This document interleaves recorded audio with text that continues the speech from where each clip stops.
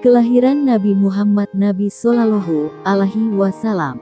Nabi Muhammad lahir di Makkah hari Senin, 12 Rabiul Awal pada tahun 571 kalender Romawi, 1450 tahun yang lalu. Rasul lahir dari ibu bernama Aminah dan ayahnya bernama Abdullah. Rasulullah Shallallahu Alaihi Wasallam pernah ditanya mengenai puasa pada hari Senin, lantas beliau menjawab, hari Senin adalah hari aku dilahirkan.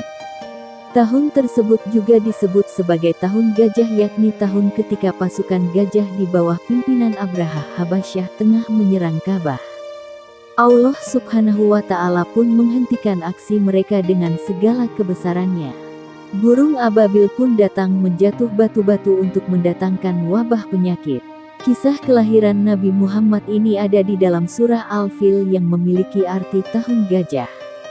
Rasulullah lahir di masa ini dan dibesarkan sebagai anak yatim karena ayahnya, Abdullah, telah meninggal dunia sebelum usianya genap 3 tahun.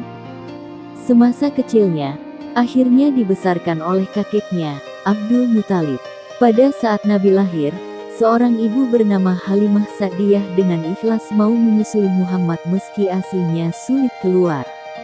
Namun karena keikhlasan Halimah pun diberi balasan oleh Allah Subhanahu wa Ta'ala, karena setelah itu air ASInya keluar dengan deras.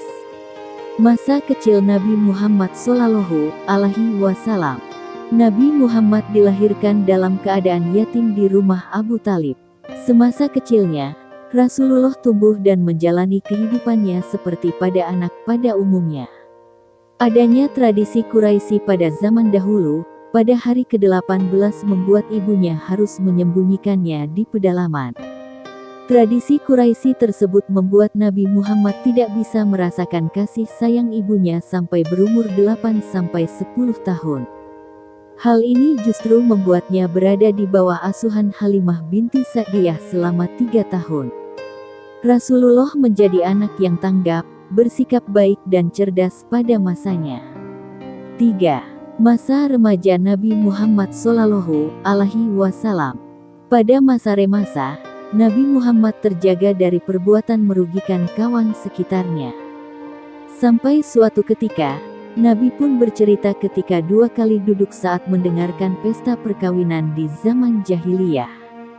Allah justru menutup telinganya sampai tertidur dan terbangun esoknya. Setelah itu, aku tidak pernah lagi berniat mengikuti perbuatan buruk. Hari Tabrani. Muhammad yang menginjak usia 20 tahun di Mekah yang bertepatan peristiwa Harbul Fijar antara kabilah Quraisy melawan Qais dan Ailan. 4. Nabi Muhammad menjelang dewasa. Menjelang usia Nabi Muhammad yang dewasa, membuatnya semakin menekuni dunia bisnis. Nabi pun berdagang dengan kawan terbaiknya yakni Sa'id bin Abi Sa'id. Barulah pada saat berusia 25 tahun, Rasulullah menjalin kerja sama bisnis bersama wanita kaya raya yakni Siti Khadijah. Perkenalan Muhammad dengan Khadijah memang berawal dari dunia perniagaan. Perempuan ini biasa membiayai kafilah perdagangan Mekah ke Suriah untuk nanti membagi keuntungan bersama mitranya. Hal ini menjadi alasan bagi mereka berdua dalam melakukan perjalanan dagang tersebut. Buku sejarah hidup Nabi Muhammad Shallallahu Alaihi Wasallam menceritakan berbagai tanda kerasulan yang sudah terjadi sejak beliau masih anak-anak, serta perjalanan hidupnya yang begitu banyak rintangan. 5. Pernikahan Nabi Muhammad dan Khadijah. Banyaknya kegiatan perdagangan yang melibatkan mereka berdua, membuat Khadijah merasa kian tertarik. Perempuan ini akhirnya mengutus seorang sahabatnya, Nafisah binti Umayyah, untuk menyampaikan keinginannya yakni melamar Muhammad. Muhammad Shallallahu Alaihi Wasallam pun menyampaikan kabar gembira ini kepada paman-pamannya. Salah satunya yakni Hamzah bin Abdul Muthalib lantas mendatangi rumah Khuwailid bin Asad dengan Muhammad untuk melamar Khadijah. Maka menikahlah mereka berdua ketika Nabi berusia 28 tahun. 6. Nabi Muhammad mendapatkan wahyu pertama. Sebelum menjadi rasul, Nabi Muhammad sudah mendapatkan beberapa karunia istimewa dari Allah seperti wajahnya terlihat bersinar dan bersih. Hal ini nyatanya menjadi pertanda kebesaran Allah yang menandakan akan datangnya Nabi terakhir dengan kedudukan tertinggi sampai akhir zaman. Nabi Muhammad mendapatkan sebuah mimpi ketika malaikat Jibril menghampirinya. Rasul pun sedang menyendiri di dalam gua Hira, tepatnya di samping Jabal Nur. Turunlah wahyu pertama yang ia bawakan dari Allah, yakni surah Al-Alaq 1-5. 7. Dakwah pertama Nabi Muhammad. Nabi Muhammad akhirnya memulai dakwahnya secara terang-terangan pada keluarga paling dekat, yaitu kalangan Bani Hashim. Hanya Ali bin Abu Thalib yang mau menerima dan memutuskan untuk beriman kepada Allah. Sementara Abu Thalib ikut melindungi Rasul saat berdakwah. Dakwah secara terang-terangan ini selalu mendapatkan pertentangan oleh kaum Quraisy. Bahkan beberapa orang menuduh Nabi Muhammad gila dan melemparkan kotoran ke tubuh Nabi. Abu Jahal dan Abu Lahab sebagai pamannya bahkan juga ikut menentang Rasul selama berdakwah. 8. Pertentangan dari kaum kafir Quraisy. Bersama dengan kaum kafir Quraisy lainnya, Abu Jahal dan Abu Lahab menentang dakwah Rasulullah. Keduanya bahkan sempat mengintimidasi pengikutnya agar meninggalkan Nabi. Mereka khawatir jika ajaran dari Muhammad hanya bisa merusak agama nenek moyang, yakni menyembah berhala. Banyak dari kaum Quraisy yang mencoba segala cara untuk membunuh Nabi Muhammad. Mereka juga memberikan uang tebusan pada Abu Thalib agar membiarkan Rasul wafat. Rencana pembunuhan ini pun sering melibatkan orang luar agar tidak memecahkan perang saudara. 9.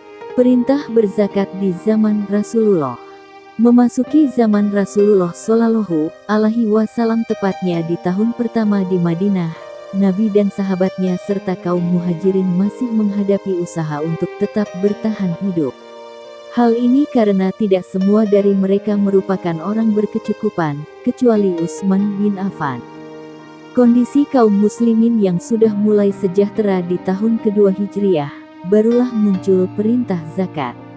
Nabi Muhammad SAW akhirnya langsung mengutus Mu'adz bin Jabal untuk menjadi katli di Yaman. Rasul pun memberikan nasihat kepadanya agar menyampaikan pada ahli kitab tentang hal ini. 10. Perintah kurban di masa Rasulullah. Nabi Muhammad melaksanakan perintah kurban ketika sedang melakukan haji wada di Mina. Saat itu, Rasulullah menyembelih sebanyak 100 ekor unta. Beliau melaksanakannya sendiri pada 63 ekor, sementara sisanya ia serahkan kepada Ali bin Abi Thalib.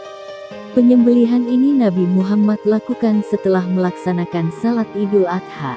Perintah ini pun sudah ada di dalam surah Al-Hajj ayat 36 mengenai jenis hewan yang bisa umat muslim jadikan sebagai kurban. Sebagai umat muslim, juga harus mengetahui cara menyembelih dan tujuannya. 11.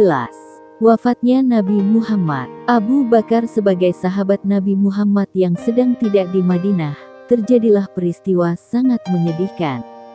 Rasulullah wafat bersamaan dengan turunnya wahyu Allah, yakni surat As-Zumar ayat 30, artinya, sesungguhnya kamu akan mati dan sesungguhnya mereka akan mati pula. Nabi Muhammad mulai sakit di bulan Safar tahun 11 Hijriah. Beliau sakit kepala dan demam hingga akhirnya membuat suhu tubuh meninggi. Kondisi ini terjadi selama kurang lebih 2 minggu. Rasulullah akhirnya mengunjungi rumah istri-istrinya dan tiba di kediaman Aisyah dengan badan sudah lemah. Untuk mengenang beliau serta nilai-nilai luhur Islam, buku Nabi Muhammad Sang Pejuang Hemat oleh Muhammad Imarah berisikan berbagai peristiwa dari sebelum beliau lahir hingga wafat.